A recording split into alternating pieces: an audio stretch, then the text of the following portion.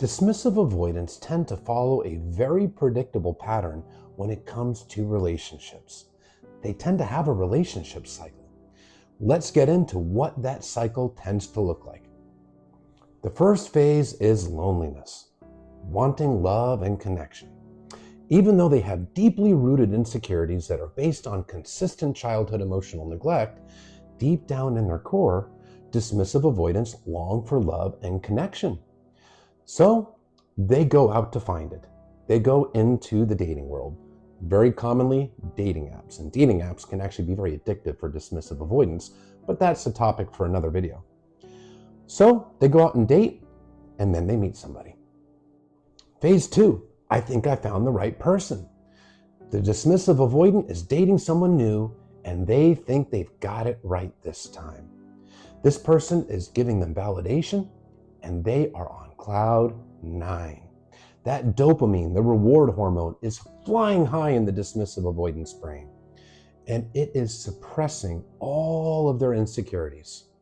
And they're not even aware that those insecurities are even down there because they are so completely wrapped up in dopamine. And they think they've really got it right. They think this person is finally the one that they've been looking for.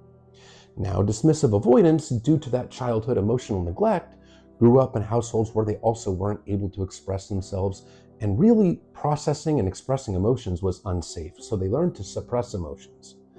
Well, now because of all that dopamine and their insecurities not being triggered, plus really wanting the validation from their partner because they are people pleasers at their core, they are love bombing this person. They are pouring out all of these bottled up and suppressed emotions, and they're flowing right out onto the person that they're dating. And they are really laying it on thick and heavy. And this person is also thinking that the dismissive avoidant is the one they've been looking for. And it feels like a connection and a chemistry that's out of this world. And the avoidant, they really do think they've got it right. Phase number 3, the spark is gone. Suddenly the relationship is becoming more real. It's probably somewhere between 4 to 8 months into the relationship when the honeymoon phase begins to end. The dopamine levels are coming down, which means those inner insecurities of the dismissive avoidant are no longer being masked. And due to those internal walls and the emotional neglect that they experienced in childhood, they never really oxytocin bonded to this partner that they're dating. Oxytocin is the bonding hormone. They can bond, but they have a limited capacity until they do that inner work. Well, now the insecurities are getting triggered. Healthy relationship behaviors are the triggers. Emotional closeness, which feels very unsafe to the dismissive avoidant. Maybe there were some disagreements. Conflict is very triggering to them. They weren't able to express themselves as a kid. They directly associate that with rejection. And maybe expectations. Maybe their new partner has expectations, even if it's just the bare minimum. It's very triggering to a dismissive avoidant because they often had a parent or parents that had very demanding high expectations on them that they felt that they could never meet. Due to that inner wound of shame that stems from that consistent emotional neglect, the dismissive avoidant feels defective inside. And expectations, conflict, closeness all trigger that defectiveness wound because now their subconscious is afraid that they're going to get exposed as being defective. So what they do is they start to detach emotionally. This is how they learn to protect themselves. So that dopamine's coming down, the infatuation is no longer there, their insecurities are getting triggered, but due to a lack of self-awareness and a lack of self-reflection, they think the spark is just gone, that they just are falling out of love and they're losing feelings. Stage number 4, I'm thinking of leaving. They're getting triggered, but they're not communicating it to their partner. They are still acting as if they're completely into the relationship, but they're definitely getting triggered and their urges to run are kicking in, but they haven't made up their mind just yet. Stage 5, I'm leaving. When I meet the right person, I won't feel this way.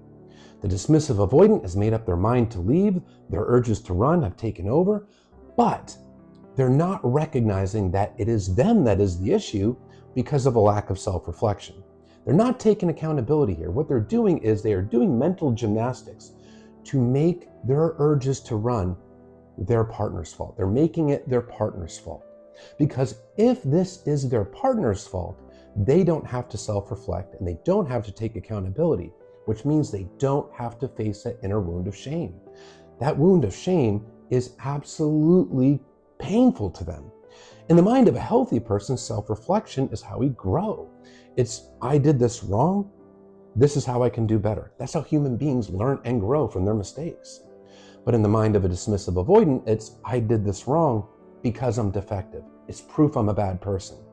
It's too painful. It confirms their inner shame. So to avoid confronting that shame wound, they project the responsibility of their fears and insecurities onto their partner, often finding faults or manufacturing faults in their partner to justify their urges to run. Very simple things like, we're just not compatible, or they're too needy, or they're just too demanding, they are too clingy, or they like Italian food and I don't, or they like scary movies and I like dramas. See, it's never going to work out anyway. They rationalize it to justify their insecurities, to avoid self-reflection by making it their partner's fault. But they don't communicate this until they finally exit. Stage 6, they leave. It's blindsiding to the person that's getting broken up with. They feel like they're getting discarded, thrown in the trash. There was no communication. There was no opportunities to address the issues because dismissive avoidance fear expressing their emotions. They fear communication. They fear confrontation, so they bottle it up and they hold it in. And then when they finally exit, it feels like a complete rug pull to the other person. At best, the other person may have sensed that they were pulling away, but when they asked if everything was fine, the dismissive avoidant said, everything's fine. So there was no communication, no opportunity. But at this point, the dismissive avoidant is completely deactivated. They've taken any remaining feelings for their partner, suppressed them and buried them, and blocked off access to those feelings. By detaching emotionally, they keep themselves safe and they avoid having to feel the painful emotions of the breakup and avoid the shame that comes with accountability for how they hurt the other person.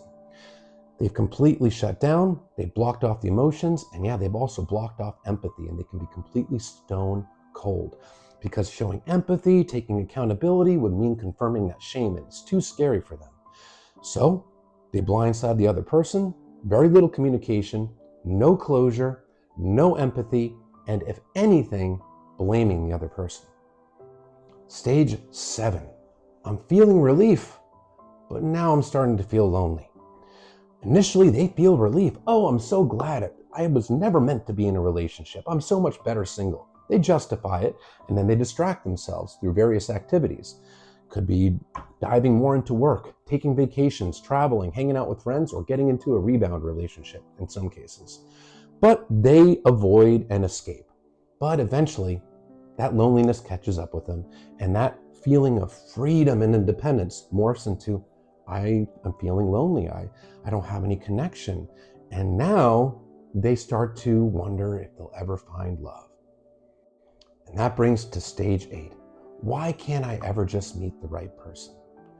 Still avoiding accountability for their roles in failed relationships, avoiding accountability for their insecurities, because it's just bad luck. They just can't seem to find the right person. But when they find the right person, they won't feel this way. So now they're ruminating on why they just can't seem to meet the right person, the person of their dreams, and they're again fantasizing about the fantasy perfect relationship. One where it's surface level, there's no vulnerability, it's light and easy, there's no deep commitment, there's no conflict, no expectations. That relationship doesn't exist in real life, but that's what they're fantasizing about. Now at this phase, they are lonely and they're wanting that love. So they'll either go one of two directions. They'll either start to breadcrumb their ex to get that validation and potentially get back together, especially if that person was in no contact, or they jump back into the dating pool and start the cycle all over again with somebody else. And this cycle can go on and on and on and on throughout their entire life, over and over and over again, failed relationship after failed relationship, until they either expire or take accountability, self-reflect, do the inner work, which should include therapy, heal, become secure, and learn new attachment behavioral patterns.